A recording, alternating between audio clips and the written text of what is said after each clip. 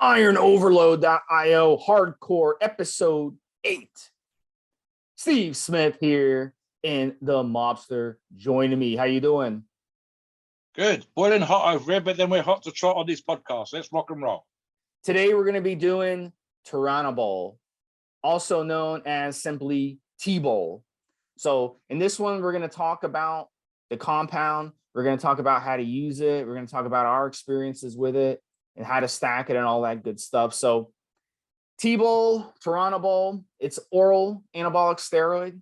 It's a derivative of Dbol, but it does not aromatize into estrogen. So on paper, it's kind of like DBol without the aromatization. So, but there's also the way the structure changed with Tbol.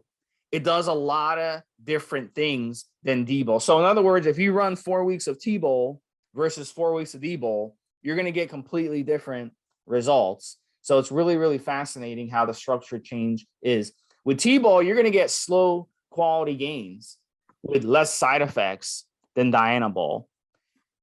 And the reason for that is because of that lack of estrogen conversion and the way it is structured, the way it's different androgenically as well. And we're going to talk about that. So little history on Tbol.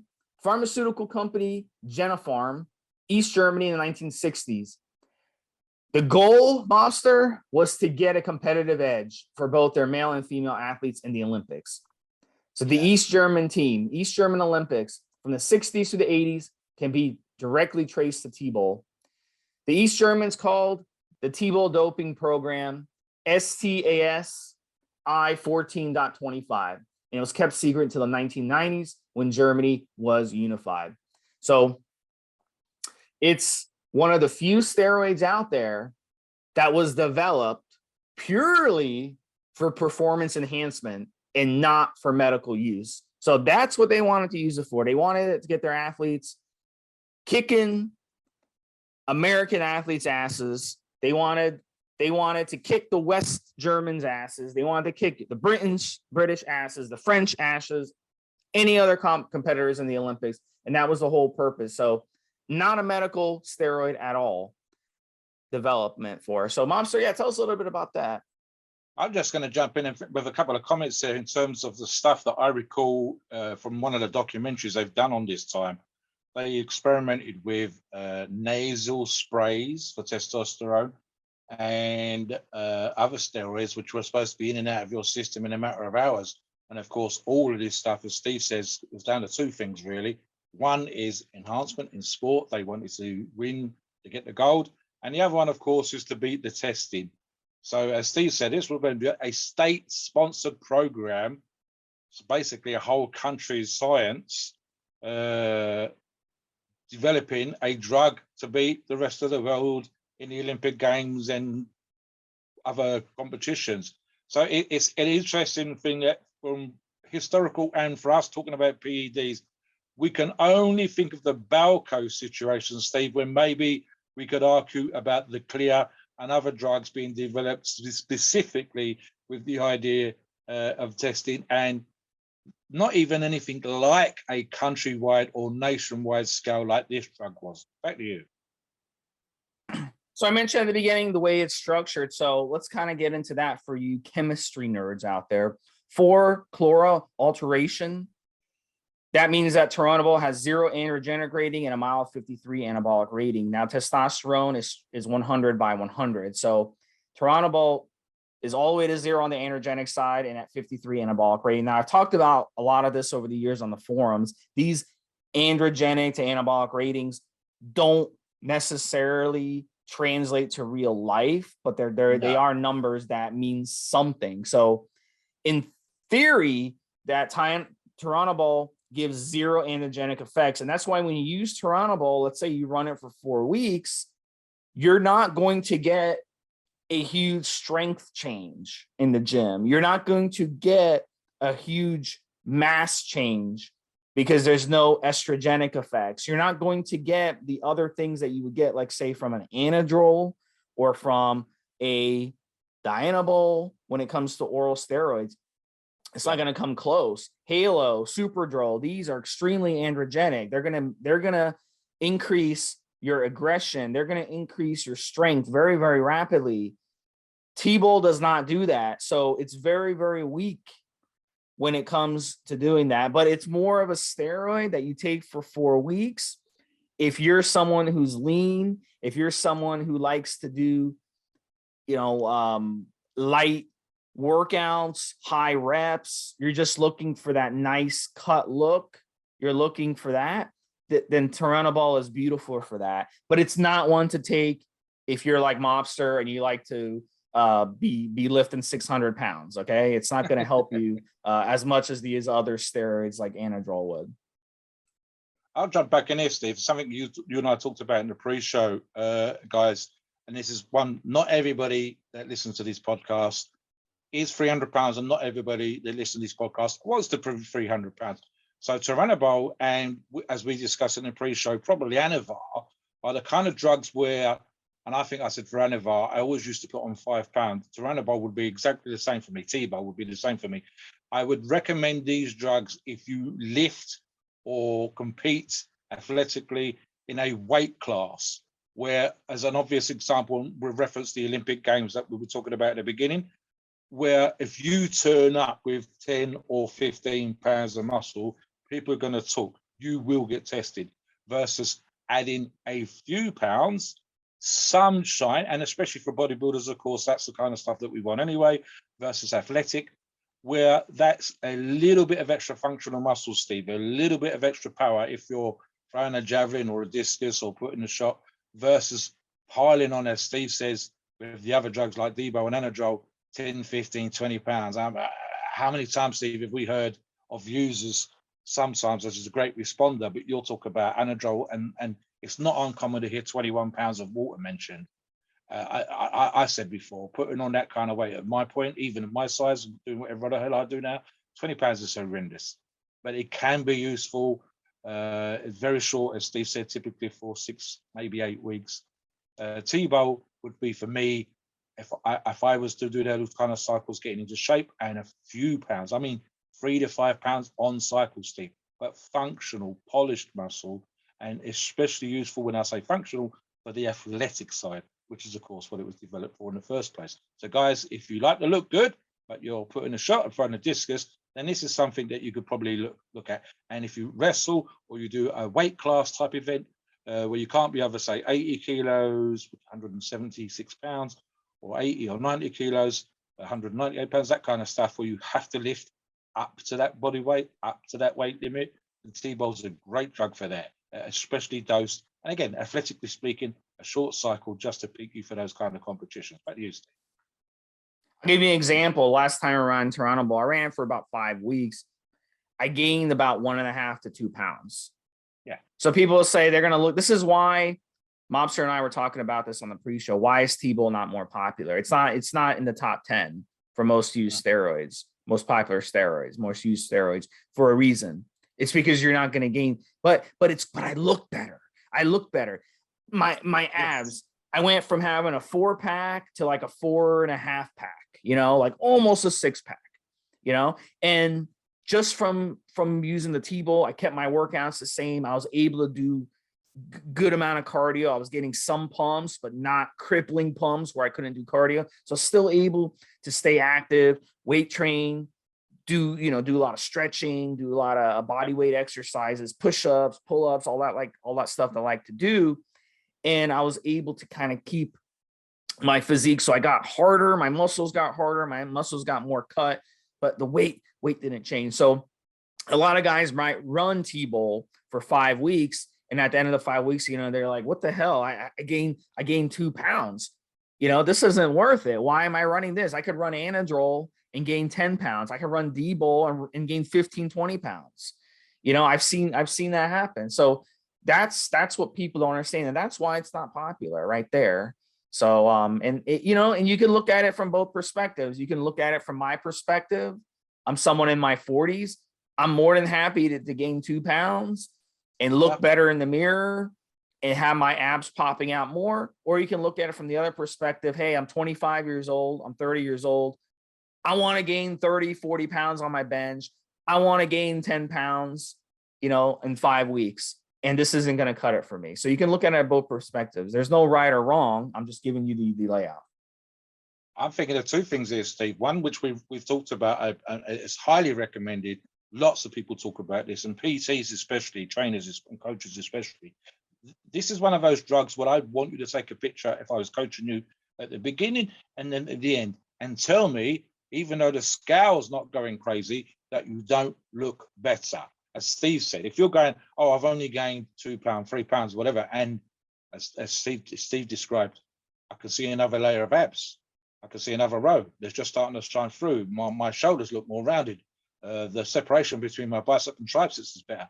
That's the reason why you're taking this. And again, obviously, for the reasons I've already stated. I said off air to Steve, and I think I've said the same thing on the forum, Steve. It's one of those drugs, even though it's not a drug that I've personally used, it should be a whole lot more popular than it is, because it is for what it does. It's almost guaranteed to work, Steve. It really is. It should be a lot more popular. And again, I mean, we're going to talk about the half-life momentarily. We're going to talk about stuff with regards to cycles and so on and so forth. But for me, it's definitely a polishing type drug. We've talked about Masteron already. It's right up there with Masteron in terms of, if the diet's on point, if your cardio's on point, if your training's on point. Tbol for me is a drug that would be in there for most people. And again, Steve, what are we looking at? I would, even as you say, at 40 plus, me at 50 plus, if that was my thing still, 1 or 2 pounds is great, because you're more likely to retain those 1 or 2 pounds of tissue than you are the 10 pounds of tissue that you put on DBol. I mean, I know you won't. You'll keep 30 to 40%, but with Tbol, I can see you keeping 60, 70, 80% of your gains. Doesn't seem like much, guys, but then that's because you're not looking way off into the future. When I've been training 40 odd years, if I only gained on Tbol a pound a year, that's still 40 pounds, Steve. I mean, crime on. Sometimes with that stuff, not everybody wants to be huge. Not everybody wants to be the next Arnold. Some of you guys just want to pop more on the beach, and Tbol for me would be that kind of drug. Some of you just want to pick up the girls that are a little bit quicker down the club. Tbol was that kind of drug for you. Your trousers just to fit a little bit better. Tbol's that kind of drug again. Back to you, Steve. So let's get into dosing and how to use it and how to stack it and all that good stuff. And then we're going to kind of talk about side effects when it comes to Tbol, because like all anabolic steroids, it's going to have some side effects. So first off, if you want to run Tbol by itself, nothing wrong with it. I'm not one of these people that's going to tell you, oh, don't run an oral only cycle. Plenty of people have done it. You can use anabolic steroids long-term just by doing oral steroids. It's all about, what your preference is. Okay. So I'm not one of these people who are like, oh, you shouldn't run oral only cycles. Nothing wrong with oral only cycles. I mean, you're running anabolic steroids here, one way or the other. So whether it's injectable or oral, I mean, what difference would it make? That never made any sense to me. So let's say you want to run Tbol by itself. You run it 5 to 6 weeks. That would be a Tbol only cycle. You run it somewhere as a man between 20 to 50 milligrams per day. But some guys go higher. Some guys might go 60, even 70. But I don't recommend that. No, I don't think you need to run it more than 50. My last time I ran it like 30 milligrams a day, and it was fine. So running it more isn't going to like magically help you gain like twice as much or 3 times as much. It's just going to add to the side effects that it has. So I don't think there's any purpose of doing that. Now, as a female can also run it. I wouldn't run more than 7.5 milligrams as a female. So somewhere between 2.5 to 7.5, somewhere around 5 milligrams is a sweet spot. So you want to basically use it that way. And the East German women Olympians, they used Tbol, and they did quite well in that era because of the Tbol helping them. So, but if you run it too high, you'll run into some side effects. So don't be greedy with it. Mobster, what are your thoughts? I'll be that guy, Steve. I mean, you was kind of skimming over it a little bit here, but in the article, which we're going to reference to this podcast, guys, it says, do you remember the East German women jokes? And essentially, as Steve will know, who's old enough to remember, and I'm certainly old enough to remember, there were female shot putters that they had to literally go off to the bathroom and be checked by an adjudicator. And part of the problem at that time, Steve, you might recall, and again, this is from the documentaries, guys, was they were literally being handed pills and they're different colors, and we want you to take this today, we want to take this tomorrow. And, you know, they had to start doing DNA testing after, Steve, to check, you know, whether this person had, you know, undescended testicles inside and all that kind of stuff. And I mean, I'll put it crudely, Steve, to be checked for whether one had a vagina and one had a penis. It kind of got crazy. So what Steve said about the men and the women, I will reiterate, I will say this again.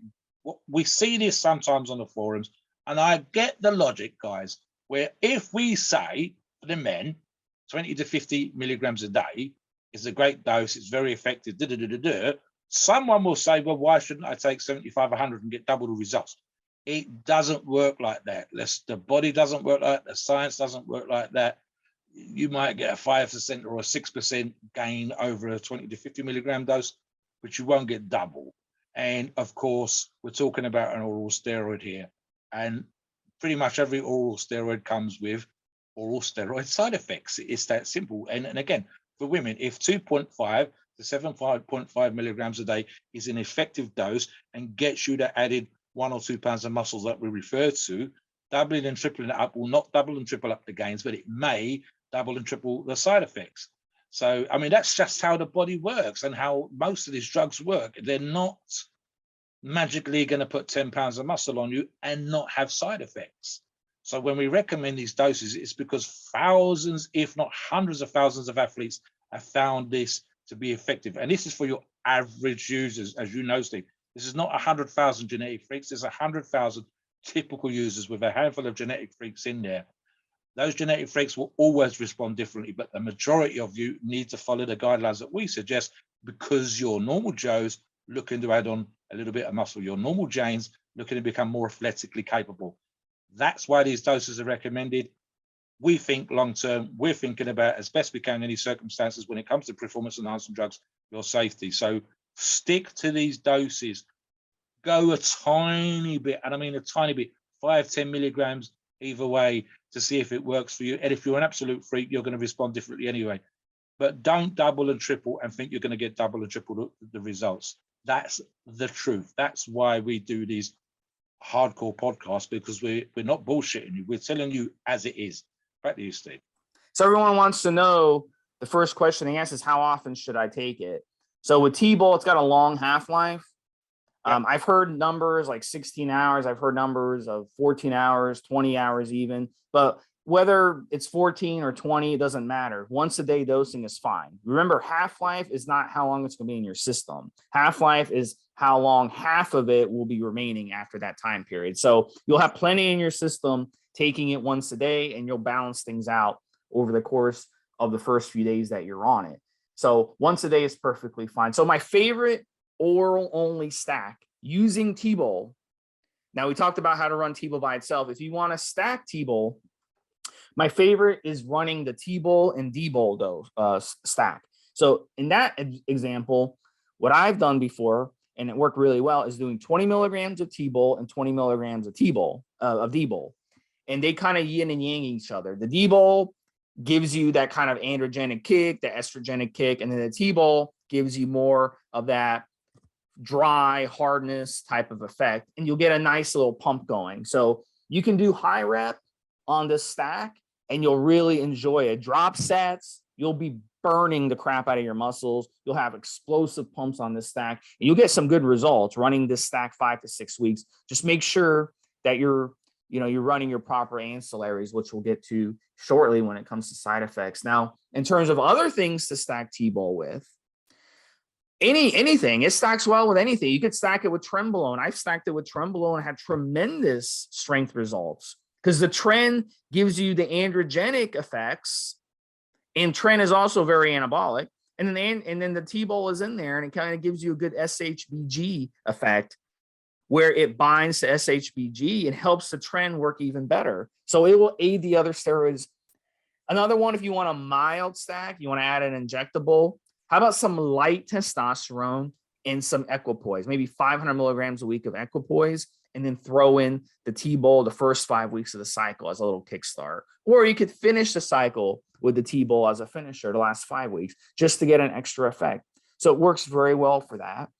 And then a mild, really, really mild stack you could do is stacking, let's say 500 milligrams of primobolan with say 30 milligrams of Tbol together. You get a really low side effect cycle and you'll get good lean quality gains. Nothing too crazy. You won't have much strength effects, but you won't have side effects either.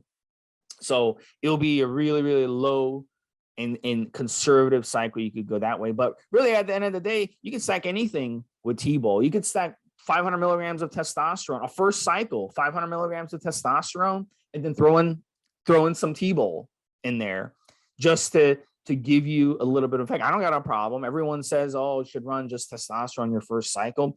I don't necessarily agree with that. I don't see a problem if you add something like Tbol in there. Tbol has really low side effects and it'll give you a little kickstart to your cycle. I don't have a problem with that. So at the end of the day, really anything stacks well with Tbol. Just keep the dosing around, 20, 30, maybe 40 milligrams a day. And then you'll get really good results that way. So Mobster, why don't you tell us some of the side effects? Tbol is 17 alpha alkylated. So why don't you talk a little bit about what that means when it comes to your liver health? I mean, here's the thing, guys, and it's the stuff that we've addressed in previous podcasts of this type, where it's quite simply oral steroids have to pass through the liver, and the process that the liver enacts on an oral steroid is to try and break it down. And that would mean it would literally break it down from a form of testosterone into a fatty acid, basically cholesterol, which what some steroids are made from in the body. So what this means is that you have to protect it from happening. And in order to protect it, I'll read from the article here, guys, 17 alpha alkylated. And essentially what that means is a chemical process to prevent that breakdown, to allow the oral steroid to pass through into the body and then do its magic, so to speak, to act on the muscles, to boost your testosterone levels, to give you all the positive things that we like about taking performance enhancing drugs for. So that the problem with that alkalization is it's harsh on the liver, and therefore we always talk about liver, kidney, etc. altogether. It's really the liver specifically, as you know, Steve. But again, you're taking this possibly with other drugs. As Steve said, you're training really hard, you're high protein, the training really hard is stressful on your bodies. That's putting broken down muscle into your bloodstream. You're pushing your body hard in the gym, it's just stressful anyway. You're pushing more nutrients into your body in forms of higher protein. All these things are mild stresses. And then you're adding a drug that's stressing you as well. So we know historically, we don't seem to see these stories anymore, perhaps because we're more careful with these things, Steve, and we use protectorants. But when I was first involved in training, and specifically when I first started to read about company side effects, you would nearly always would hear about liver and kidney issues with top pros, and they'd had to retire or they'd had to go on to, dialysis, etc. Now that still happens, but it seems either people don't talk about it or a lot less frequently. And the reason for that is, Steve, is because we recommend products like N2 Guard, other similar products, all trying to do the same thing, and essentially organ protection, organ health. So, an oral steroid has that issue. It's the reason why, for example, Dylan on the forums talks about never wanting to run, in his opinion, on oral steroid for 4 weeks. I've run a bunch of oral steroids, specifically Dianabol and Anavar, multiple times for 8 weeks and had no issues. But that might come down to the physical differences between me and Dylan, and it might come down to how he trains versus how I train, stresses on the body, and so on and so forth. But why risk it, guys? Again, when we talk about the doses, we're talking about, if not a safe dose, we're talking about an effective dose, and then we try as best we possibly can to keep you advised on the side effects and to recommend protections, as I say, like N2 Guard, etc., to do these things. Something we talk about in the article, I've probably never done anything more than 2, Steve, would be stacking 3 or 4 oral steroids. Never done it. Never felt the need for it. And when we talk about any of these steroids and the cycles, for me, on the forums, I've said this multiple times, I find out from the athlete that I'm talking to, from the member I'm talking to, or from myself, what is it you want to do? Do you want to add muscle? Do you want to get stronger? Do you literally want better leverage for powerlifting? Do you want more pop? Do you want to run faster? And then go and look at the steroids, read these articles, listen to this podcast, and pick the exact product, the exact performance enhancing drug that does what I want it to do. So yeah, it's not one of those throwing the kitchen sink at it kind of approaches, and it's not doubling up and tripling up like I said earlier on. And again, if go back to that analogy from before, Steve, if I double up on a drug that isn't harsh and I'm doubling up and it becomes harsh, then I'm risking higher versions of the side effects that are possible. And even Turinabol is going to cause problems, stress in the liver, stress in the kidneys, because it's an alkylated drug. It does, you know, if you go to 100 milligrams, the potential's there. And again, the longer you're running, multiple, for example, oral cycles per year would be a risk again. Multiple oral cycles over many years would be a risk again. And of course, you may also be genetically predispositioned for issues. It might be in your family, and then you're using an oral steroid like Turinabol. So these are the kind of things you need to think about, guys. Ultimately, you're responsible for your health. We try to give you the best information we possibly can, and then you weigh up the pros and cons and you make the decision. After all, at the end of the day, guys, it's you taking a drug. Back to you, Steve. So, I mean, let me just, tell me my final thoughts, tell you my final thoughts before Mobster takes us into the disclaimer. Look, at the end of the day, Tbol is one of my favorite steroids. Oh, yeah. I think if more people tried it and understood what it was all about, it was great. But considering my goals, I already accomplished enough in my life. At this point, I'm just looking to maintain what I got.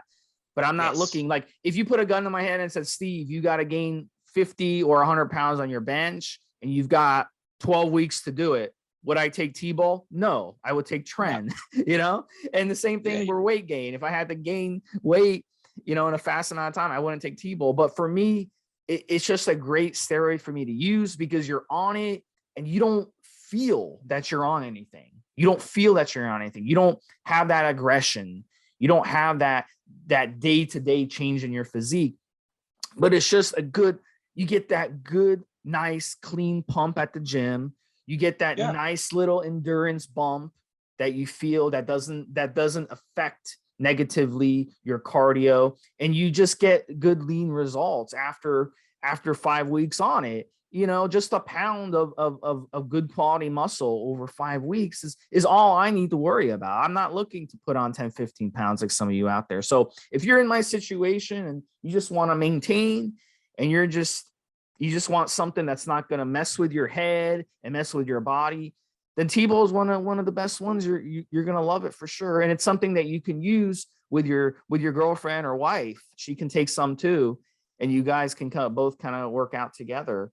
So it's a good option in that situation as well. So great one to stack. Great one to stack as well, to throw it in and not, let it dominate the cycle. So, and cause some unwanted side effects. And, it's one of the great ones. And if you're someone who's very sensitive to estrogen and you don't like water retention and you've kind of been prone to gynecomastia in your past, then go with Tbol. Go with Tbol instead of DBol. And another advantage, which we haven't said, is that it's cheap. Compared to Anavar, it is dirt cheap. It's probably a third as expensive as Anavar. So you can buy 3 times as much as Tbol for the same price of Anavar. So it's got its advantages for sure. So Mobster, finish your final thoughts on it and take us to the disclaimer. Absolutely, 100% agree with pretty much every word that Steve just said. It's one of the drugs, and we said this to each other in the pre-show, it ought to be a top 10 drug. I think the main reason it isn't, Steve, is because, and it's probably that bang for your buck, a lot of us, and I think you and I have probably been guilty of it, you with the Tren, me with the DBol, etc. When we talk about, you know, I'm going to spend $200, $300, $400, $500. I want to feel this drug working, and I want to make sure that I get stronger, and I want to be bigger, and especially when we're younger. So that kind of attitude is understandable. We've been there, we've done it. We're with you guys on that particular one. Tbol doesn't offer that, and yet perversely, Steve and I giving this advice out, and you can ask a bunch of other steroid gurus, steroid experts. You can listen to a bunch of other podcasts, and any of them that address Tbol will say, we think it's a top 10 drug. It's one of our favorites. It's especially good for this. It's especially good for that, in exactly the same way that we described. So yeah, I think it's just kind of sometimes strange to us that it is not a lot more popular than it is, because every single person, every podcast you listen to, unless they're out and out, I've got to put on 30 pounds, I've got to put on a 100-pound bench press, and that's, as the, you know, gun to the head type stuff, as Steve said earlier on, unless that's that kind of like edgy, we don't care what we say kind of podcast, nearly every other person's going to say, you know what, it's a fine drug, it's effective, it's not crazy, it's not going to fuck you up the way that other drugs do. You're not going to get trend insomnia. You're not going to have those night sweats. And yet it's kind of like what we would call a sleeper drug, Steve, in that it's subtle, it's sneaky, but it does its job. And again, as Steve said, if it's just bang for your buck again, £1 or £2 for a third of the price of Anavar, right there's a plus. Anyway, as always, please note, we are not doctors, and the opinions of these shows are ours and ours alone. It's our view and based on our experience and views on the topic. Our podcasts are for informational purposes and entertainment only. The freedom of speech and the First Amendment applies.